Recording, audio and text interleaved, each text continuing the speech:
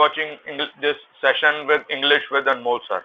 आप सभी का स्वागत है और आप इंग्लिश विद अनमोल सर देख रहे हैं। जैसे आप जानते हैं कि मैं 3 वीडियोस इसके ऊपर मैं ला चुका हूं। आज हमारी लास्ट एंड फाइनल वीडियो है इस सीरीज की, introduction session of basics of English grammar. मैं आपको छोटा सा ब्रीफ कर देता हूं। पहले सेशन में हमने टॉपिक्स क्या बताया था, ये टॉपिक्स ग्रामर के अंदर डिस्कस होंगे और पार्ट्स ऑफ स्पीच में हमारे पास ये सब चीजें हैं। सेकंड सेशन में मैंने ये बेसिक स्ट्रक्चर्स के बारे में आपसे बात की थी। पहला स्ट्रक्चर इंग्लिश और हिंदी में कंपैरिजन, सेकंड स्ट्रक्चर का इंग्लिश और हिंदी में कंपैरिजन किया था और सब्जेक्ट और ऑब्जेक्ट को आइडेंटिफाई किया था कि भाई लिविंग ऑब्जेक्ट है तो हम whom लेंगे और नॉन लिविंग है तो हम what लेंगे।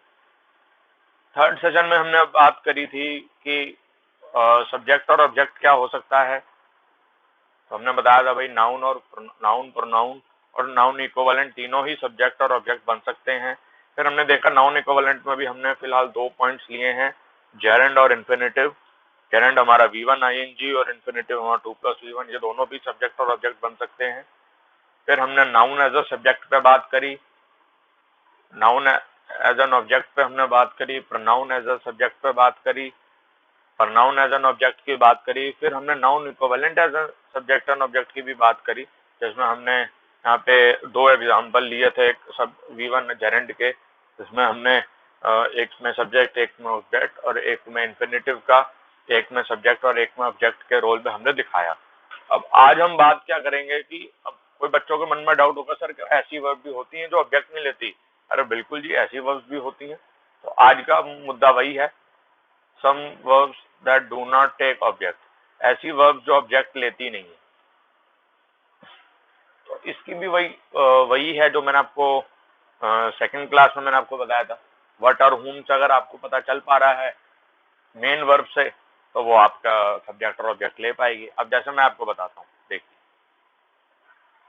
राम हमारा क्या है, सब्जेक्ट। राम स्लीप्स ये हमारी मेन वर्ब। अब क्या आपका आंसर आ रहा है, राम स्लीप्स व्हाट, राम स्लीप्स whom? नहीं आ रहा। तो मतलब ये वर्ब इस सेंटेंस में ऑब्जेक्ट नहीं ले सकती। कुछ वर्ब्स ले सकती है, कुछ वर्ब्स ऐसी होती हैं जो हमेशा लेती ही लेती हैं, कुछ वर्ब्स ऐसी होती हैं जो कभी लेती ही नहीं, कुछ वर्ब्स ऐसी होती हैं कि केसेस पे डिपेंड करता है, कभी ले लेती हैं कभी नहीं लेती। तो जैसे आप यहाँ देख पा रहे हैं स्लीप, और स्लीप ऐसी वर्ब है जो ऑब्जेक्ट नहीं लेती। तो सम वर्ब्स में से ये ऐसी वर्ब है जो ये ऑब्जेक्ट नहीं ले। क्या आंसर आ रहा है, राम स्लीप्स व्हाट, राम स्लीप्स whom? नहीं आ रहा आंसर। तो मतलब ये वर्ब आपका ऑब्जेक्ट नहीं ले सकती। अब अगले पे बात करते हैं। आई हमारा सब्जेक्ट है, प्रोनाउन है, सब्जेक्टिव प्रोनाउन। वेंट क्या है, हमारा मेन वर्ब है। अब आप इस सेंटेंस में हम राम वेंट व्हाट आ रहा है, कोई आवाज नहीं आ रही। क्या राम वेंट whom? नहीं, कोई आवाज नहीं। मतलब फिर ये जो वर्ब है हमारी इस केस में हमारी ऑब्जेक्ट नहीं ले सकती। अगला सेंटेंस है, देखते हैं।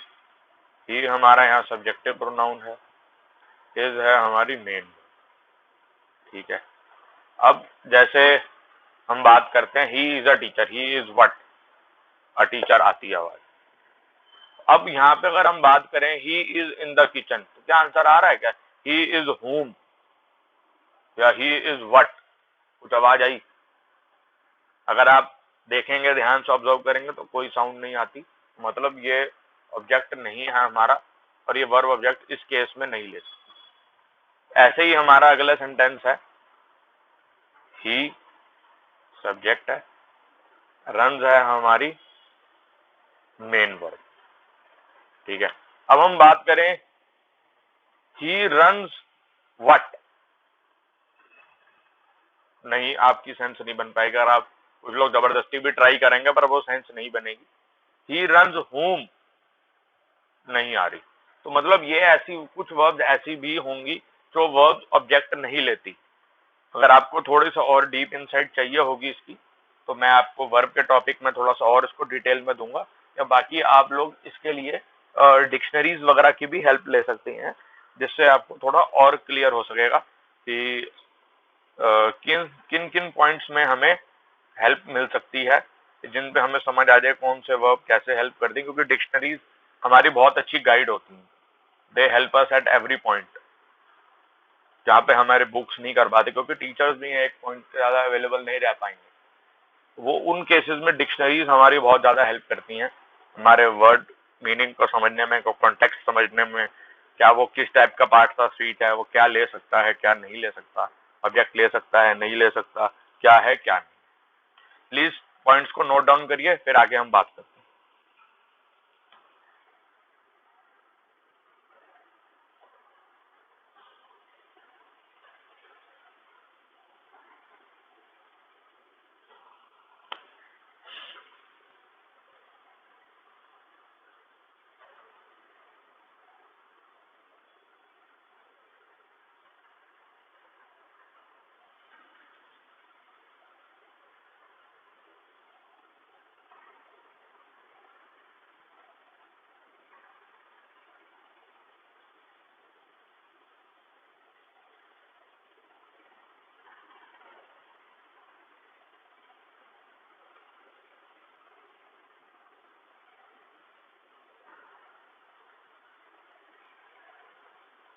I hope you have noted down these points, so let us move further. मुझे आशा है आपने पॉइंट्स को नोट कर लिया होगा, समझ गए होंगे। चलिए आगे बढ़ते हैं। अब कुछ बच्चों को मन में सवाल आ रहा होगा, सर आपने बीच में हेल्पिंग वर्ब का भी कुछ बताया था, पर वो आपने तो समझाया नहीं। अरे बिल्कुल समझाएंगे जी, उसी का ही तो अगले लेके आ रहे हैं बात। अब देखिए नेक्स्ट पॉइंट हमारा उसी के ऊपर है। बच्चों की सारी रग पता होती है, कहाँ बच्चा फंसते हैं क्या है, कि हम भी एक स्टूडेंट थे किसी टाइम पे। चलिए अब हम बात करते हैं कि डू डज डिड कब हेल्पिंग वर्ब होगा कब नहीं होगा, क्या है। तो do does did helping verb भी होता है, मेन वर्ब भी होता है। अगर डू डज डिड हमारा हेल्पिंग वर्ब होगा, इसके बारे में हम थोड़ा वर्ब के चैप्टर में बात करेंगे, लेकिन अभी थोड़ा सा ब्रीफ इनसाइट देना जरूरी है, क्योंकि इससे पहले और भी कई टॉपिक्स आएंगे, तो उसके लिए इनसाइट मिलना बहुत ज्यादा जरूरी होता है। देखिए अगर डू डज डिड हमारे हेल्पिंग वर्ब होंगे तो वो V1 के लगेगा उनके बाद। अब देखो जैसे ही हमारा सब्जेक्ट है, ठीक है। अब कई बच्चे बोलेंगे सर ये डिड हमारा मेन है या हेल्पिंग है, इसको कैसे पता चले। अब देखो ये हमारा डिड है, ठीक है। डू डज डिड किसी के बाद भी V1 है। अब देखो अब ये डिड के बाद क्या है, ये वर्क, वर्कड, वर्क, ठीक है। अब यहाँ पे वर्क है, ये डिड हिज वर्क, तो ये क्या है, ये V1। V1 है तो मतलब ये हमारा है मेन वर्ब। इससे पहले जो आई है डिड, ये हमारा हेल्पिंग वर्ब है।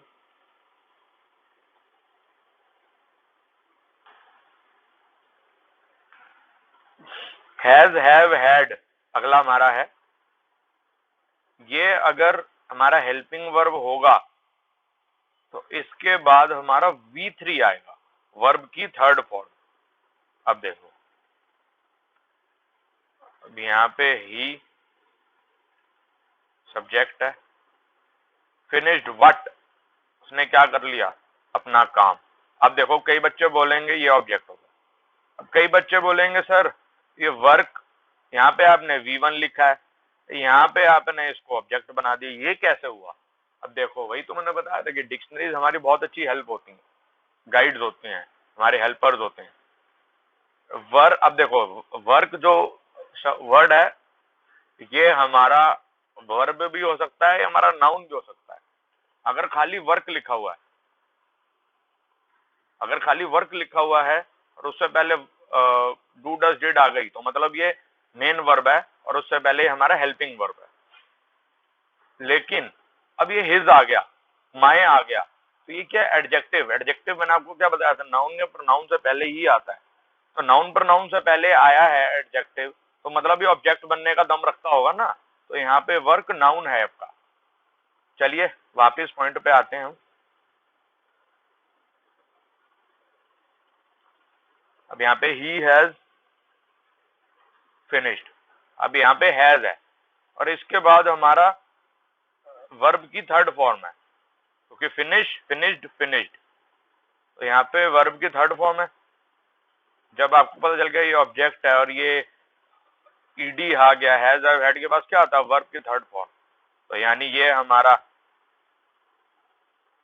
हेल्पिंग वर्ब है और फिनिश्ड हमारा मेन वर्ब है।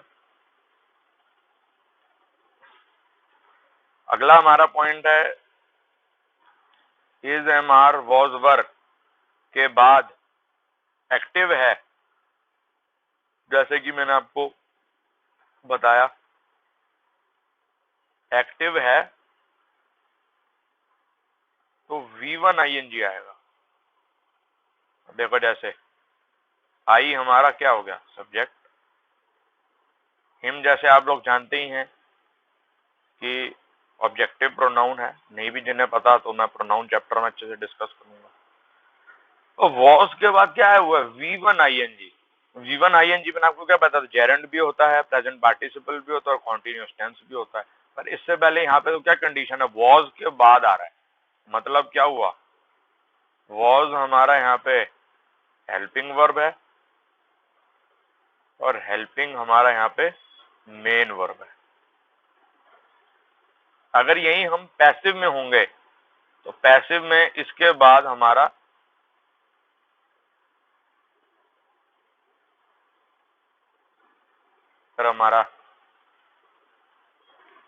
पैसिव होगा, क्योंकि ये थोड़ा सा अलग हटके केस बन जाता है। तो हमारा is, M, are,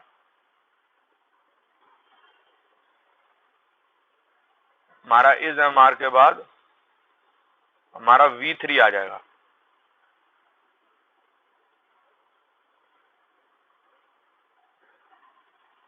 is, M, are के बाद हमारा सीधा V3 आ जाएगा। जैसे मैं आपको सेंटेंस देता हूं पैसिव का, आई नो हिम, उसका पैसिव हो जाएगा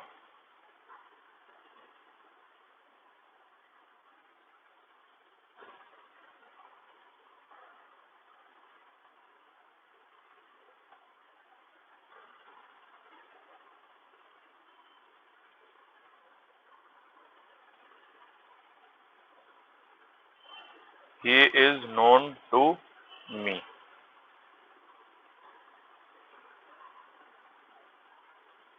यहाँ पे इज है, इसके बाद क्या है हमारा ये V3, तो ये हमारा मतलब पैसिव स्ट्रक्चर है। तो इसका हो जाता है आई नो हिम, ये हमारा नॉर्मल एक्टिव फॉर्म है। मैं इसलिए बता दी क्योंकि ये कई बच्चे कहेंगे भाई इसके बाद तो यही आएगा, ऐसा नहीं होता। आई नो हिम ये इसका पैसिव है, जैसे कि आप देख पा रहे हैं, चीज लगा हुआ है। अब अगला है हमारा विल, शैल या कोई भी मोडाल होता है, ये हमेशा हेल्पिंग वर्ब ही रहते हैं और इसके बाद V1 आता है। जैसे मैं आपको बताता हूँ, ही विल टीच हिम, ये हमारा हेल्पिंग वर्ब है, ये हमारा मेन वर्ब है, ये हमारा ऑब्जेक्ट है और यही हमारा सब्जेक्ट है। प्लीज पॉइंट्स को नोट कर लीजिए।